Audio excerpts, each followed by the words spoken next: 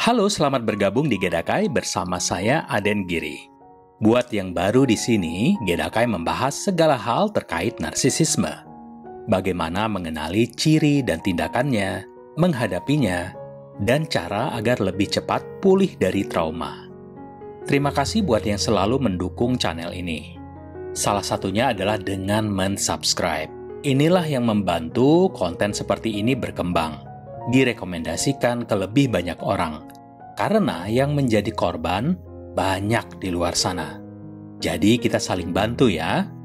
Makasih banyak sebelumnya. Topik kali ini adalah tentang bagaimana membuat narsisis marah besar. Topik yang menarik pastinya buat para korban dan penyintas yang udah gatal pengen ngegaplok dan balas dendam. Menurut pengalaman saya, enggak selamanya ini tentang balas dendam. Tapi pada akhirnya, suka atau enggak suka, kita harus head to head, berhadapan langsung dengan si kampret penghisap kebahagiaan kita. Sebelum ke pokok pembahasan, kita perlu sadari dulu beberapa hal. Yang pertama, orang dengan NPD tahu persis siapa dan bagaimana diri mereka. Mereka tahu mereka itu butuh apa dari siapa. Butuh harta, status, cinta, atau enak-enak. Mereka nggak bisa mengabaikan perasaan mereka itu. Nah, ini penting untuk kalian pahami. Karena kalau kalian nggak percaya bahwa mereka tahu siapa diri mereka, kalian bisa kecele. Percaya bahwa mereka nggak tahu apa yang mereka lakukan saat mereka merendahkan dan menganiaya kalian. Mereka itu tahu persis kalau mereka gaslight kalian. Mereka sadar telah mengombang-ambing kalian. Mereka senang mendiamkan kalian. Mereka tahu mereka cuma kasih kalian remah rengginang. Mereka sadar sepenuhnya apa dan mengapa mereka melakukan itu semua. Karena mereka manusia-manusia level reject dari pabrik. Cacat dan terluka, tapi mekanisme copingnya adalah dengan menyakiti orang lain. Kedua, yang perlu kalian tahu juga, ketika kita melukai orang yang sehat rentang emosinya, mereka akan menjauhkan diri. Dan hal ini nggak akan terus-menerus menggerogoti mereka. Mereka bisa move on. Enggak demikian dengan narsisis. Ini justru menjadi sebuah permainan buat mereka. Sebuah kompetisi yang tanpa kalian sadari, kalian udah menjadi bagian dari permainan ini. Dan ketiga, jangan salah juga, narsisis bukan orang goblok.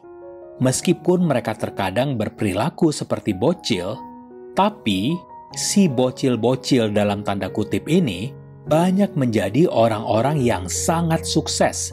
Jadi pengusaha, pengacara, politisi, selebriti, dan lain-lain. Mereka tahu bagaimana memanipulasi, karena banyak dari mereka sangat cerdas. Dan mereka sangat intuitif.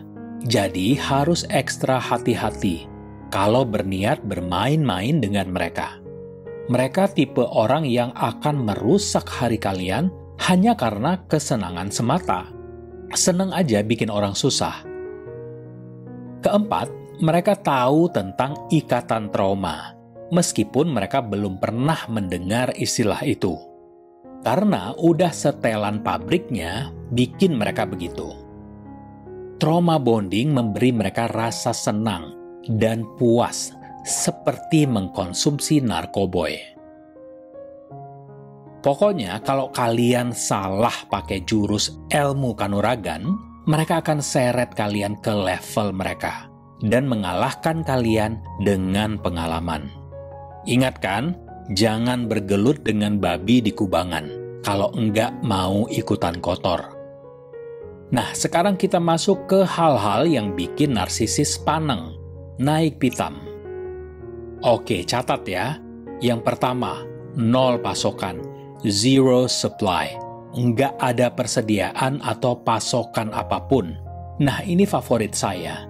Jangan terlibat dalam drama mereka dan jangan lakukan apa-apa. Ini artinya kalian nunjukin ke narsisis Kalau apapun yang mereka katakan nggak ada pengaruhnya sama kalian, narsisis mendambakan perhatian dan kekaguman. Mengabaikan dan memberikan perhatian yang kurang dari yang mereka harapkan membuat mereka merasa enggak penting. Jadi menyebabkan frustasi atau bahkan kemarahan. Kedua, kritik atau koreksi mereka. Hal ini akan menantang citra diri mereka karena mereka percaya mereka itu selalu benar, enggak boleh dikoreksi, apalagi disalahin. Bahkan koreksi yang lembut atau bermaksud baik pun dapat memicu kemarahan mereka. Ketiga, terapkan batasan tegas. Jangan kasih mereka kendali. Dan ini udah jelas sangat enggak bisa mereka terima. Mereka kan kayak ratu atau raja, maunya memerintah dan ngatur-ngatur orang lain. Ketika kalian terapkan batasan, enggak melakukan atau mendengarkan perintahnya, udah pasti mereka akan berang dan mencoba memanipulasi situasi. Yang keempat, jangan setujui atau tantang opini mereka. Terkadang narsisis itu enggak setuju sama pendapat kita, hanya sekedar pengen bikin kita kesal. Nah, kalian bisa terapkan ini, apalagi kalau misalnya pas ada orang lain.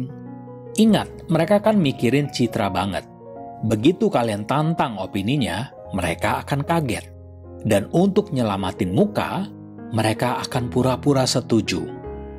Saya pernah menerapkan ini dengan bos saya. Saya nggak tahu sepenuhnya apakah dia narsisis totok atau enggak. Tapi di banyak kriteria, ia rada-rada tinggi spektrumnya. Pokoknya dia selalu enggak terima pendapat orang. Lalu suka bohong, kontrol freak gitu. Nah, sekali waktu saya tantang balik. Saya bilang gini, kalau bos lakukan itu enggak efisien. Saya punya pengalaman di proyek kayak gini. Kalau bos tetap mau lakukan, ya udah, itu terserah bos.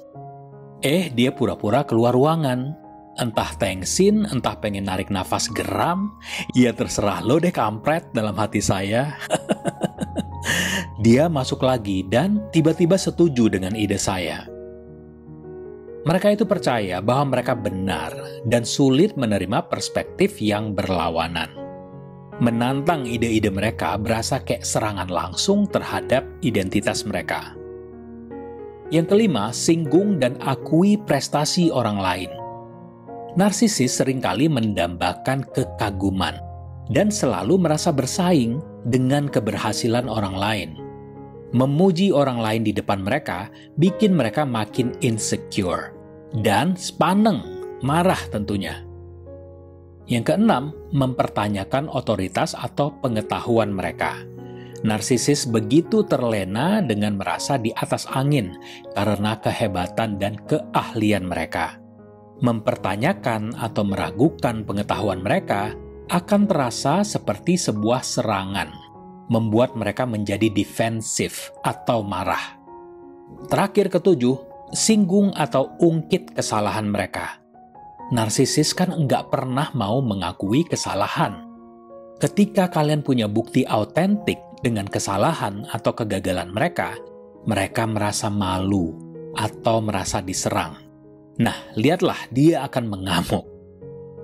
Jadi, kalian sangat bisa mengalahkan seorang narsisis. Dan solusinya sebenarnya cukup sederhana.